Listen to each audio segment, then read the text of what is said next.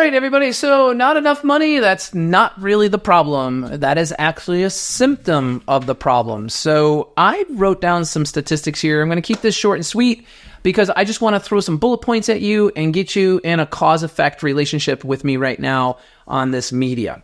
So easy for me to say, not enough money is not the problem. Not enough money is the symptom. So let's look at some reality and some hard facts. I did some research and I pulled up some facts and figures, so excuse the paper, but I just wanted to share with you some real data. Based on my research, we are sitting here in the fourth quarter of 2024, and over the course of the last 3 years, we have experienced a 20% growth in inflation. The growth rate of inflation has come down, but the start to finish, 2020 to today, let's just say 2020 to today, we're running at a 20% premium right now. Things are quite costly. I know, I got chickens. I get 12 to 24 eggs a day. I go into the store and I see pasture, farm raised, fresh, free range chicken eggs at like $8 a dozen. It's crazy. Anyways, that's just one example. It's kind of fun because I have chickens. I collect eggs every day. So let's just face the reality. Inflation is significant. Whatever resource you look at, maybe it'll say 19%. So don't hold me to it. I'm not an economist, but my research told me that. My research also told me when I looked at it that physical therapy wages had always kept up with the rate of inflation until 2013. According to the APTA wage, you can look at the article. It's in the Impact Mag. You can do the same research I did. From 2013 to 2016, it started to drop off, and it's dropped off even greater since then. So the adjusted hourly rate has gone from 2013 for a physical therapist to perform physical therapy of $40 an hour on average to now $50.81 an hour on average. So let's let that sink in for a minute. So I'm a PT practice owner. You're a PT practice owner. 2013 to now, it's 10 years later, I'm doing the same physical therapy on the same diagnoses with the same manual therapy and the same practice and the same four walls that I've been doing it at for 10 years. My rent is significantly higher. My utilities are significantly higher. My wages for the therapist are now about $11 more per hour.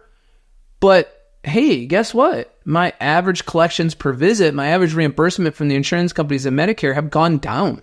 They haven't gone up. They've gone down. No, maybe I've been lucky and I've negotiated some higher rates in some of the commercial carriers, but surely over the last 3 years, the rate of reimbursement for Medicare has gone down about 9%.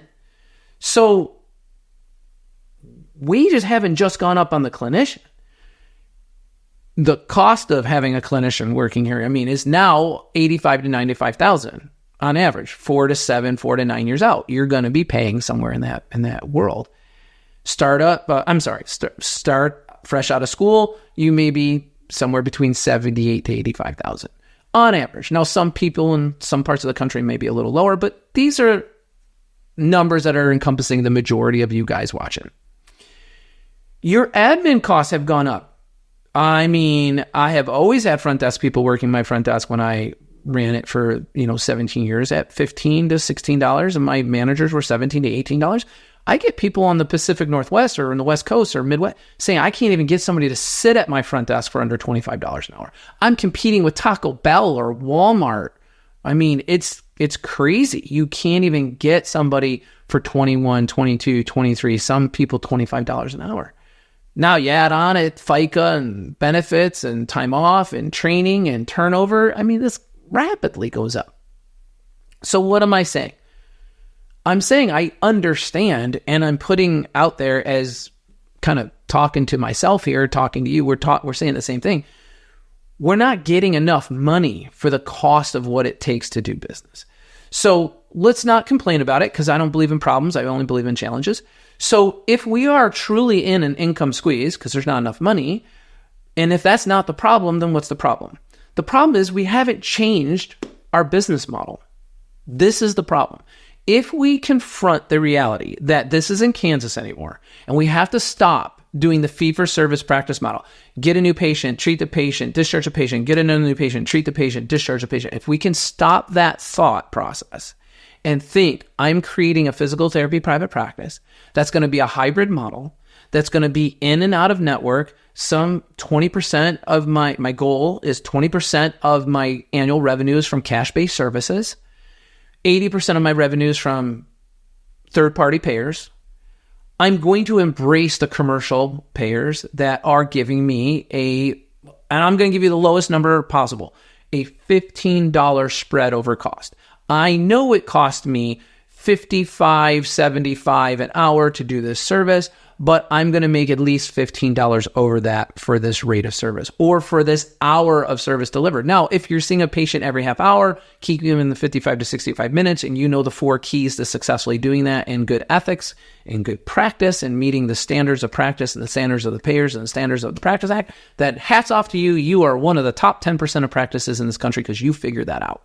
If you haven't figured that out, you've probably defaulted to the next best schedule in the world financially, which is the 40-minute schedule.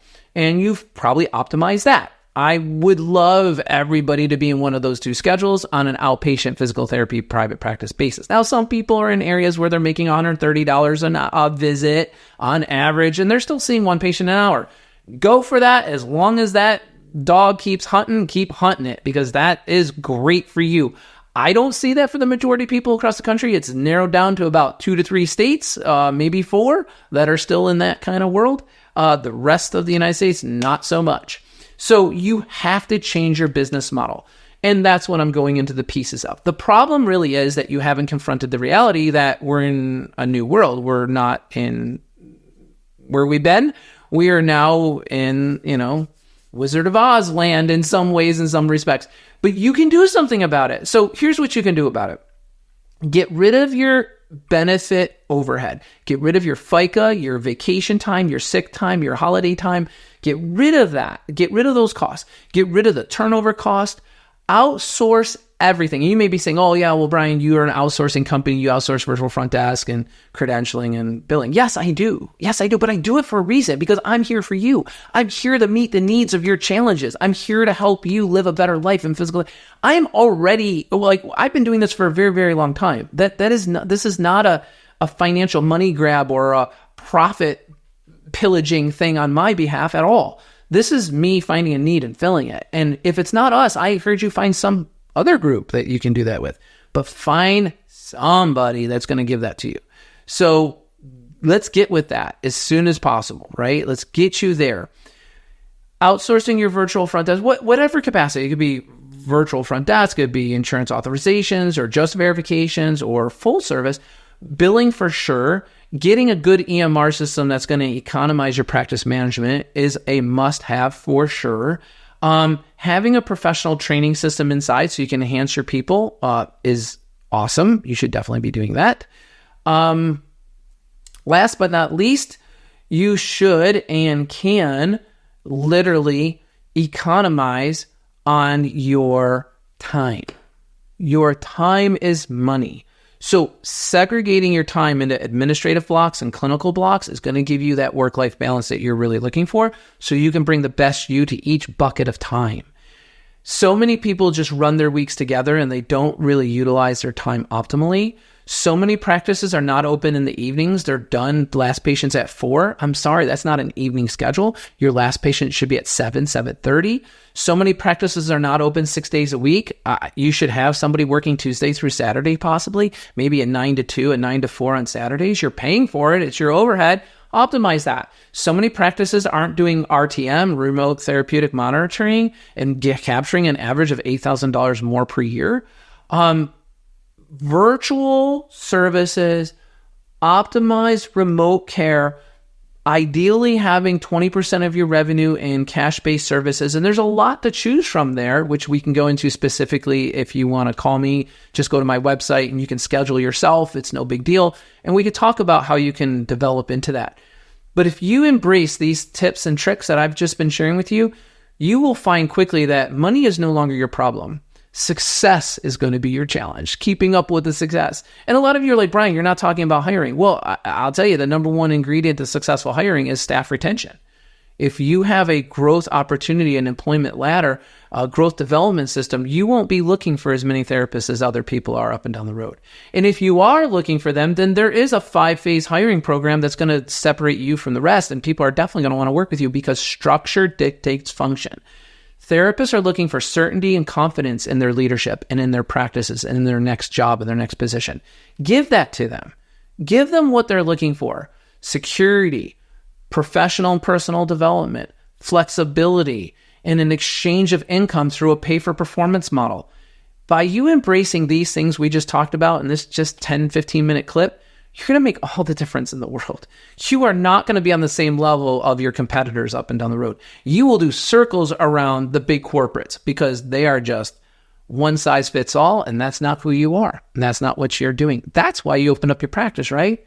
Is to have an exchange and abundance relationship with a company culture of people who are winning and a community that's winning and referral sources that are winning. Your family's winning. Embrace these changes. Go to the Progressive PT Private Practice Model. Look up my website. Take advantage of the resource tab. Take advantage of the free phone call and get on Zoom and let me share with you how you actually can do it. All I want is for you to succeed and live the life you've always envisioned for yourself as a practice owner. Thank you so much for listening. Click like and subscribe. It really helps me to reach more people. I'm trying to give you as much powerful information as possible, and I can only dig into the details of it on a one-on-one basis should you reach in. So that's for you. The future is yours.